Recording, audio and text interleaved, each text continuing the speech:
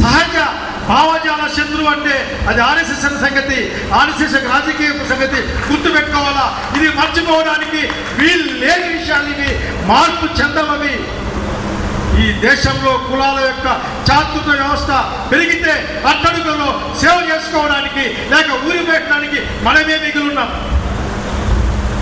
ఈ రోజున ఈ తెల్ల ప్యాంట్ టీ షర్ట్ వేసుకున్నామంటే కేవలం డాక్టర్ బాబాసాహెబ్ అంబేద్కర్ ఇచ్చిన రాజ్యాంగంతోనే ఈరోజు చొక్కా వేసుకున్న సంగతి నేను గుర్తు చేస్తా ఉన్నా. గుర్తుపెట్టుకుందాం.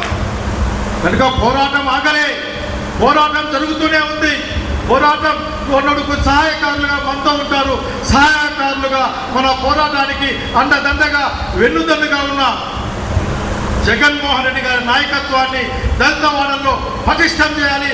ఎందుకంటే మన కోసం చివరి కట్టు నిలబడే నాయకుడు, మన అభివృద్ధిని కోరుకునే నాయకుడు, మన మంచిని కోరుకునే నాయకుడు ఒకే ఒక్కరి రోజున అది డాక్టర్ వైఎస్ రాజశేఖర రెడ్డి కుమారుడు శ్రీ జగన్మోహన్ రెడ్డి గారి సంగతి గుర్తుపెట్టుకుంటూ గుర్తు చేస్తూ